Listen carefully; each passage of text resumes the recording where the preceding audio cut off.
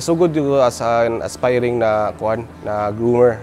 4 times to na niapay ko GO bitaw din. Ang isda na ko nadawat kay kanang bitaw. Dili kay ko satisfied ba din. Pasensya pud sa pag-groom is minus ko kanang patience bitaw. Ganahan magukuhan sa ungod.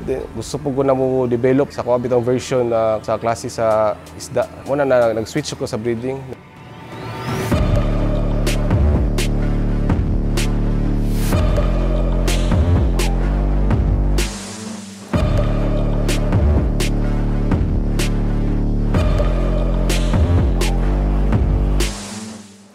What's up mga kabin? Nata karon diri sa Palao, Iligan City ug kuyog nako karon ang isa sa pinakagahi nga breeders diri sa Iligan.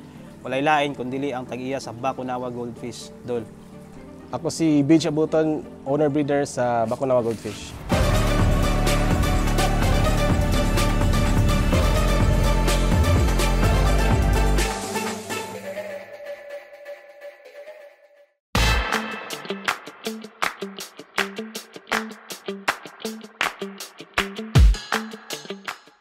Shogun yung na-introduce ako Hindi ko kalimutan to na short tail na BTO na gwapo kayo.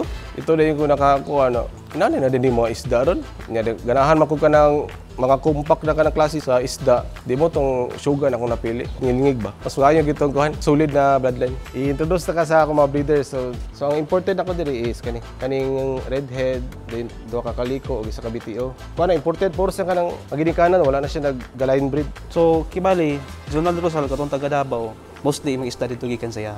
Ag first ginako ng mga Shogun ng mga batch katong mga roast tail. Dito ko kakwa siya. Never met him in person pero wala pa mo nag-meet in person. Butan.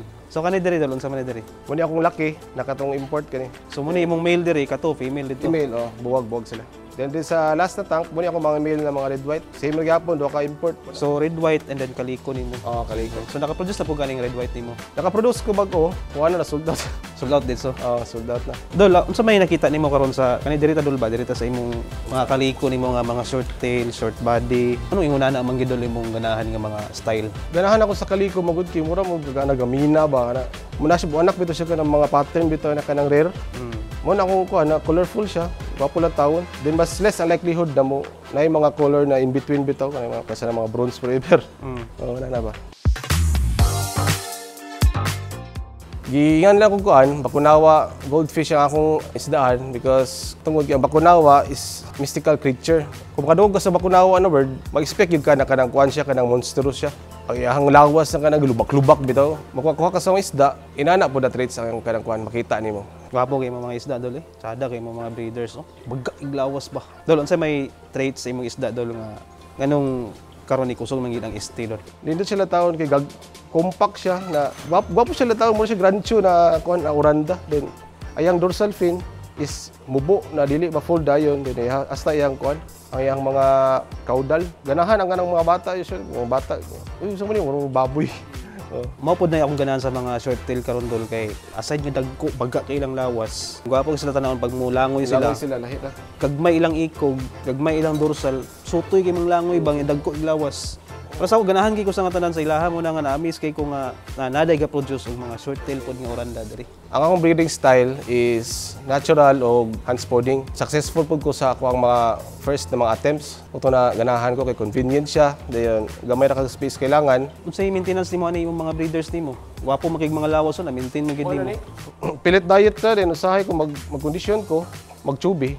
Ikay ko sa dapna kay di nila mahurot lagi makuhan ba mo foul lang tubig. Water change ko every day.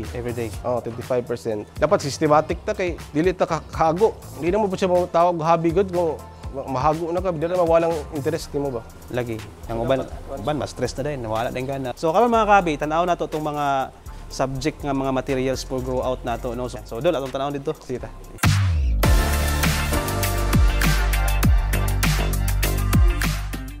Dili mo describe ang feeling bito kana i-praise bito ang imong breeding, i-appreciate bito sa kana tawo. Ma-proud ka din, makuan po ka dili na kami insecure sa imong kagalingon. Makita sa tawo na sakto ba yung gibuhat bito. So mga kabi nata diri sa iyang holding area sa iyang mga fry no. So dol unsa man ni diri dol? Unsa ni that fit dol? Kani siya interchangeable ni siya. Diri na kuan na part lang kay ang mga fry nako tungod kay di ba gud siya mo direct bito sa kanang kuan kani sa gikan sa scene bitaw. Okay, dali lang mapuno di basig mo overflow. O di mabanwas na wala tay fry mabilin. Then diri is ang sa GO. Kani mo ni GO diri kaning duha na pan. kuan siya 45 pieces. 45 so 90 tanan. 90 tanan na prep. So mga kabi no, natay mga approximately 90 pieces for grooming na to sa atong grooming nga magamit na to. So naa diri karon. So karon mga kabi tan-aw na to ang mga sample no sa atong pag-grow out.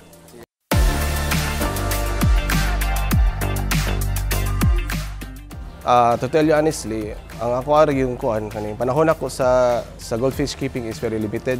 Kay napamilain plano sa pamilya. Ang gusto na ako na may tabo before ko na mo-stop ani na kuan, nabi, maka-provide ko og kanang nindot na seed fish ba sa kanang mga aspiring na mga breeders bitaw. Maka-provide ta og good foundation line na gusto mo infuse og sugan. So mga kabi no, katong mga nangapil sa atong grow out karon ng butikol.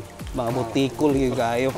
Wapo gyud sa tanan. So watod pa niya ang mga quality sa isda kaning 90 pieces nga naa diri. Same og quality nga naa diri. So katong mga mahilig ug gusto maka-entry og mga short tail in the future na muna ni kaniya tayo ipa-GO karon laban kay ni gahi igayo garantiya gina akong quality niya sa handag kay sa tanan.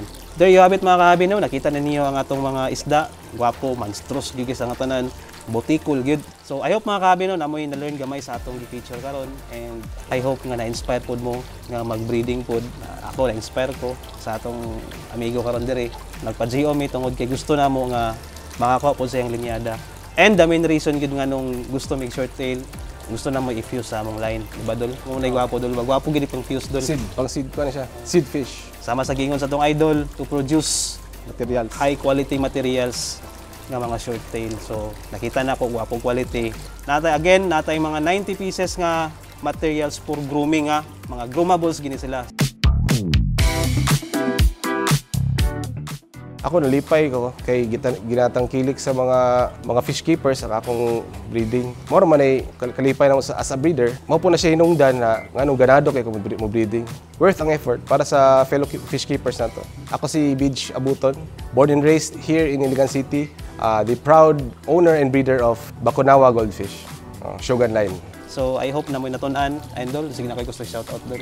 Shoutout ko ni Jonald Dusal sa Davao, mentor ako, and then sa katong tanan ng mga fish keepers sa Kuan Goldfish Mafia for teaching me na improve na to ang atong kaling method. And then sa tanan ng mga fish keepers, dali na ako maiskutanan na nakatabang sa kuha na makaproduce ta og inani na kuan na quality. High quality. Sada gyud atong pag-grow out karon mga kabit, sada kayo. Akong invite ang tanan nga mo join sa atong Butikol Grooming Challenge, the rise of the abyssal ones mo ni. Grabe gyud kay gwapo gyud kayo. Tagko, monstrous gyud sa tanan mga kabi. Bagay gyud kay sa word nga Bakunawa Goldfish. Grabe gyud kay Bakunawa gyud mga dagko kayo.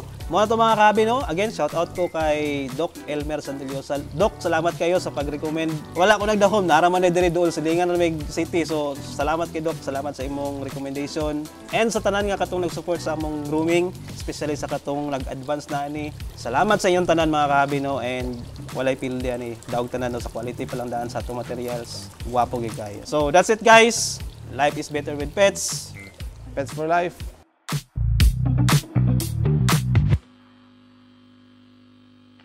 I-introduce na mo sa parents sa atong Grow Out Challenge. So, muna siya ang bayi, Sakura. Ang laki is a Calico Redhead.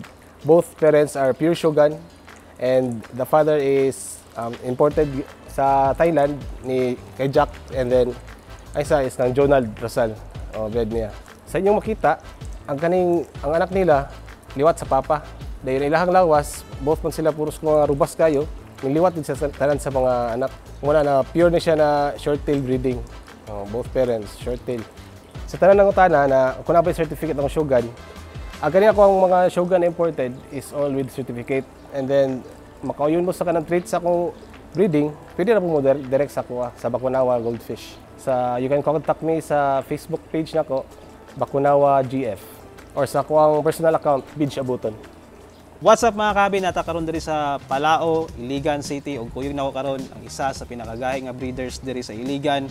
Walay lain kundi ang tag-iya sa Bakunawa Goldfish, dol. Ako si Beach Abuton, owner breeder sa Bakunawa Goldfish. So karon mga kabi, tan-aw na to ang atong mga ipag-grow out, ipag-GO grooming challenge karong maabot nga August 20 and 21. So dol, unsa may naa sa feature sa atong ipag-grooming karon dol? Ang kanina breeding is straight Shogun. Dayon, Calico ang papa, and then ang mother is Tiger. So no wonder nga halos tanan Tiger nga panggawas na. Gwapo siya na matching kay uniform sila. So sa may naa sa atong isda karon dol, unsay mga features niya, key features niya. Pwede sila. Sa ilang batch gyud 100% na short tail and robust siya. Dayon compact. Gwapo siya coloration. Uniform sa tanan. Wala agansya ni. Okay, sa makita mo po na ito mga kabi no, sa iyang mga isda nga na diri karon sa random pick na ito nga gihimo karon mga kabi. So mo na ni siya ang dorsal baga, ang lawas baga, lingin, tapos ang ikog, ang caudal niya baga pod siya, then short tail gyud. So mo ni siya mga kabi no, sa inyo makita mo na niya nga atong mga materials for grooming. Groomables tanan mga kabi no. So katong mga enthusiast diya sa katong mga short tail, ganahan og mga short tail, labi na katong mahilig sa mga shogun, time na pod ninyo nga makakuha og mga panglaban na sa mga show. Since karon ang demand sa short tail is nagsaka, tanan sa mga shows karon na nagikategory sa short tail oranda, di ba dol? Yes. So dol sa may mong ikuan sa tong mga kahabi dol nga mahilig og Ginvite mo na mo mapil sa mga grow out challenge, Rise of the Abyssal Ones, Butikol. so pure shogun, walay lain sagol ani. Mo na gini siya. So katong gusto mo join lang, and again shout out ko sa katong tanan nga kanunay nag-support sa mga GO. This is our 9th GO na short-tailed oranda, powered by or produced by Bakunawa Goldfish Line. So mo na ni mga kabi no, sa katong mga gusto mo join dia, join lang. And sa katong mga previous na nag-join sa mga GOs, salamat kay sa inyo tanan. Isa na lang, ranso na lang ang kulang. Then kumpleto na mi. So again mga kabi, shout out sa inyo tanan, especially katong mga kanunay nagsubaybay sa mga videos, sa mga vlogs. No, from day 1 hangtod karon, salamat kay sa inyong kanunay nga support. Unta dili mo suman sa pag-support sa mua. Dol, Shoutout ko sa whole Shogun community, especially ni John Aldosal, the official Shogun agent sa Philippines. okay, sa katong gusto pod nga mo direct og import, kontaka lang pod ninyo si Jonal Rosal. Siya pod ang authorized gid siya. Authorized siya. Wala na gilain dol siya gid. Wala na. Direct siya ka Jack. Atong mga dili ka afford magpa-import ay naman tuglain bay. Na direct. The Jack Shogun of Northern Mindanao, Bakunawa Goldfish, di ba dol? Oh. So that's it mga kahabi no, atangin ninyo ang among full vlog aning among gihimo karon dire. So nami full vlog, ipakita na to ang yang setup din ni maila-ila po ninyo ang atong breeder no. Personally, mo to mga kahabi no. So that's it guys. Atangi among full vlog and see you in the next video. Peace.